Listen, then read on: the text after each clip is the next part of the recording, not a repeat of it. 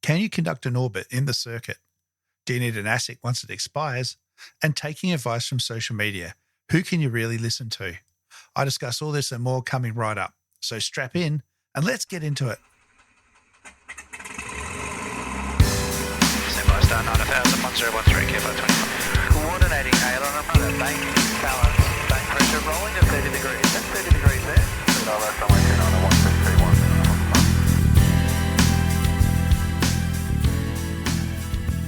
G'day everyone and welcome to episode 102 of the Flight Training Australia podcast. From Gladstone to Geraldton, Gove to Goondiwindi and everywhere in between, this is the podcast all about flight training and flying in Australia and beyond. I'm your host, Trent Robinson. Thank you for joining me. Thank you to everyone for your very kind messages and SMSs, emails, all that for my 100th episode and celebrating the 2-year anniversary of the Flight Training Australia podcast. I still can't believe it's been 2 years and 100 episodes. But look, thank you to everyone who messaged me through whatever means, and a special thank you to those couple of extra people who joined me on Patreon and became patrons of the show. I know it's not in everyone's financial means, but to those who have managed to make the effort and do that and support me, thank you from the bottom of my heart. In other news, 200 series time has been a challenge to obtain, especially up here in Darwin, and I've been working on a solution for quite some time now. Well, great news. Not only have I finally put a Cessna 206 online, but now a 210 as well.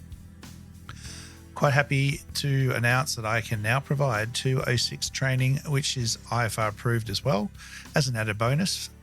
And to those who qualify and are approved after the check flight, it is available for private hire.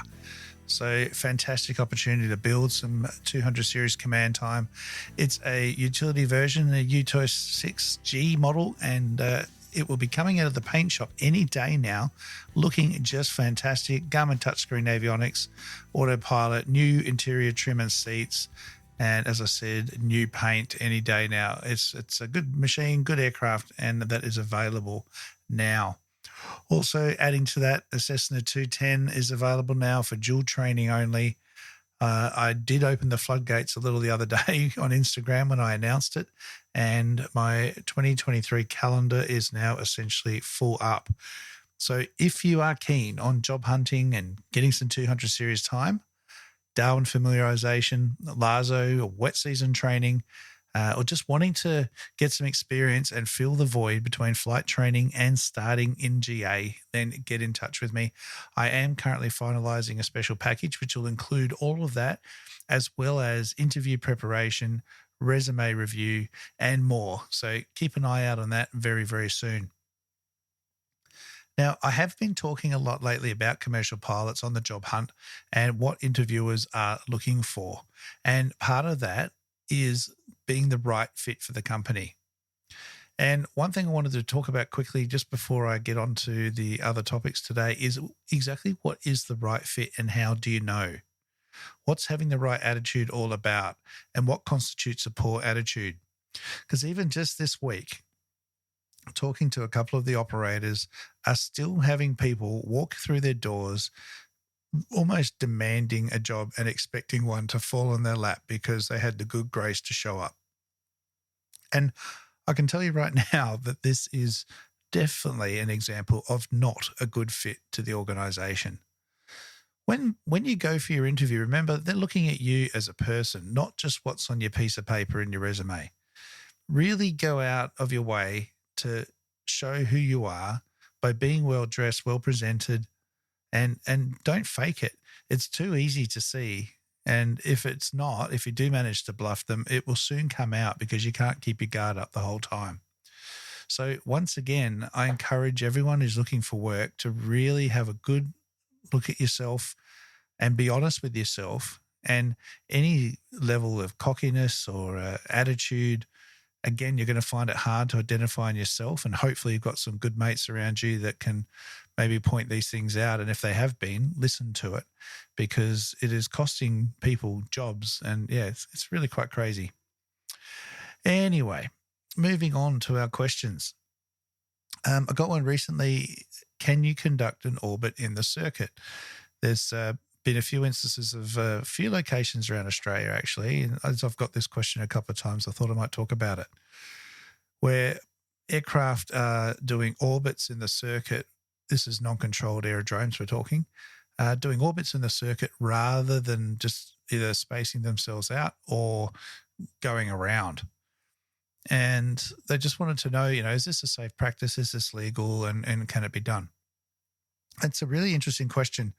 I remember when Jandakot Towers first started having staff shortages, they essentially had to close for lunch period for a few hours because they just didn't have the staffing numbers to cover that break.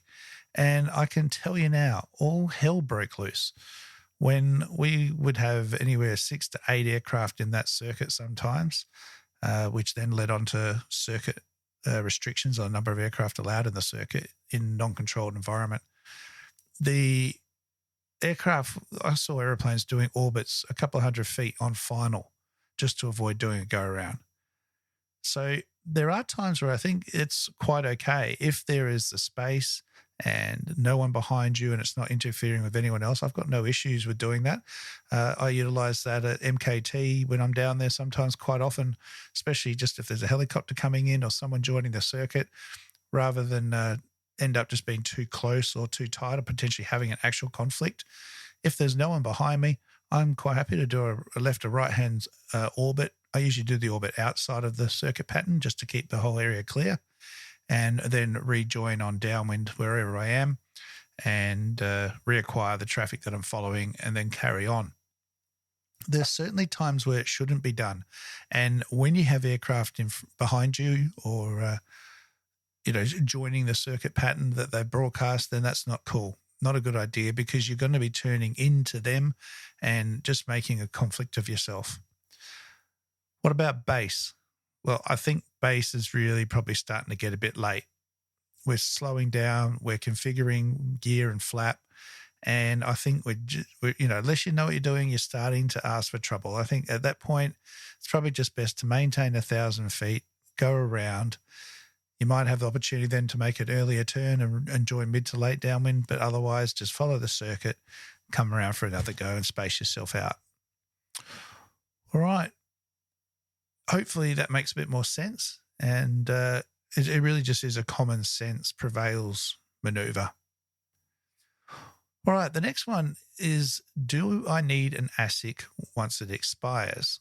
And again, another fantastic question, and it's an interesting one. Originally, going back a little bit, CASA were the ones that issued ASICs. And as we've gone along, obviously the volume of pilots and the volume of ASICs that needed processing were just well beyond CASA's capability. As it was, some people were getting an ASIC issued some 6 to 9 months after they originally applied for it, still with 2 years validity from when they applied. So they only had 12, 13 months left, which was just insane. So now there's other operators that are looking after the processing of ASICs, and this is why when you apply for an initial license, an RPL, PPL, CPL, you need to submit evidence of holding an ASIC or an ASIC application. Now that ASIC will be valid for 2 years.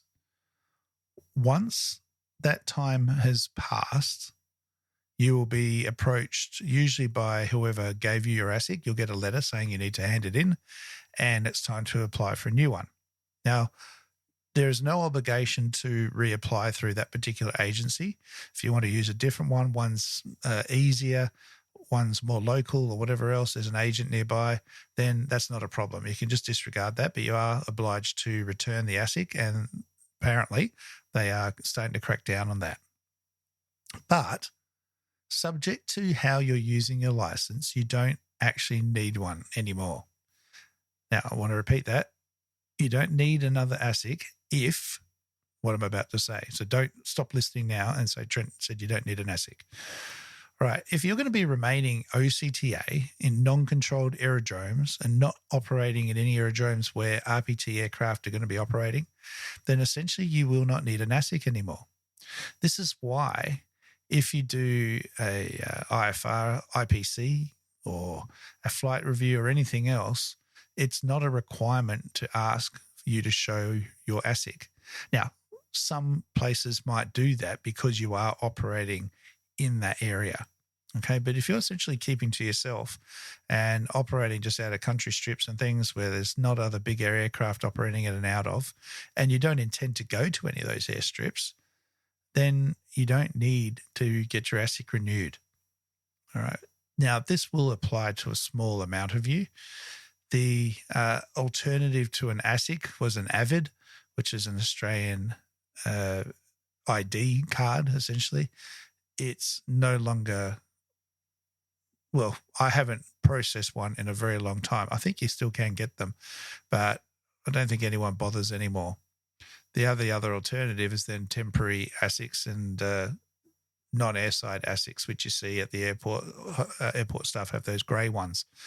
All right, but otherwise, yeah, you don't need to get an ASIC and you can save yourself some money. Now, the whole process of the ASIC and everything else I'm not going to touch on here.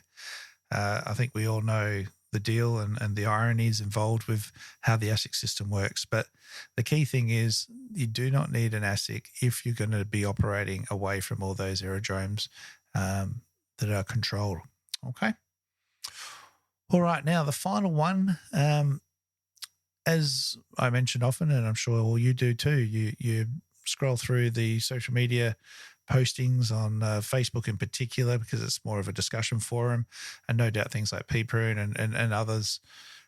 And people ask questions and then sit back and wait for the answers to come. And I've just read some lately that have kind of concerned me, I guess, and worried me. There's a lot of you out there listening right now that are very impressionable, and take, for example, someone like myself who has experience in the field and some level of authority, that you're going to listen to me. So I take great care in what I say, as example with the ASIC that I just went through then, to make sure that it's accurate, correct, and researched if necessary. Now, other pilots posting on forums like Facebook are not necessarily doing this. And you need to be very, very careful. Quite often when I see some of these posts pop up, I'll actually click on their name just to see, who are they or what's their background, what's their authority to be making such posts. Now, don't get me wrong. You do not need to be a flight examiner and a head of operations and flown for 20 plus years to be able to make good, valuable contributions to these pages.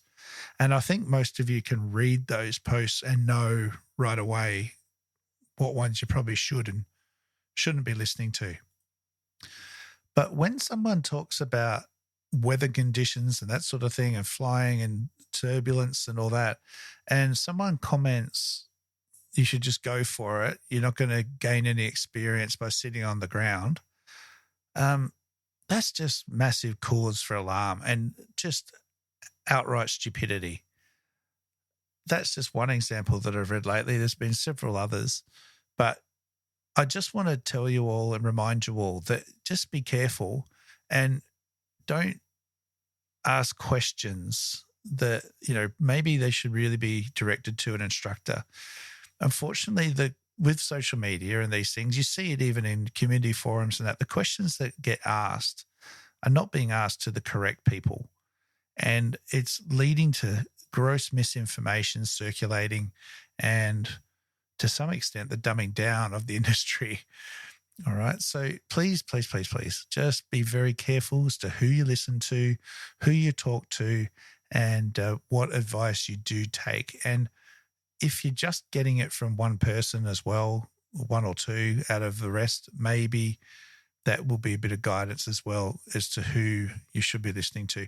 I'm sure the majority of you can all see that that's the case in these instances and disregard those comments. But I know for a fact that some people do listen and do read these comments.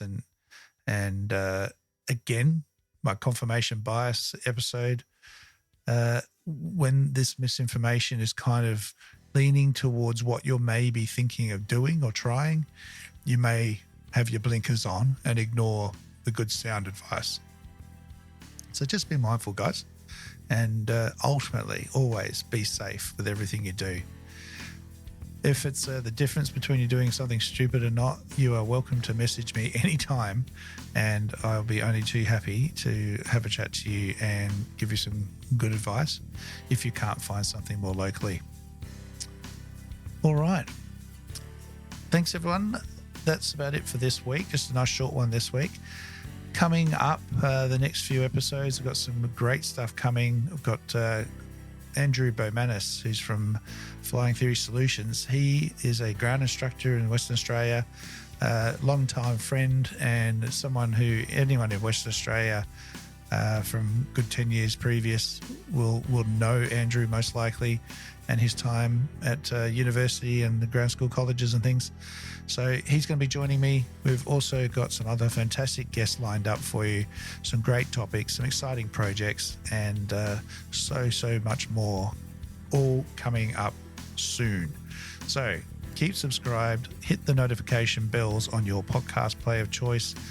As long as my life's not getting too crazy, there's a new episode every Monday, and I will be in your ears telling you all sorts of awesome aviation news, information, and interviews and whatever else I conjure up.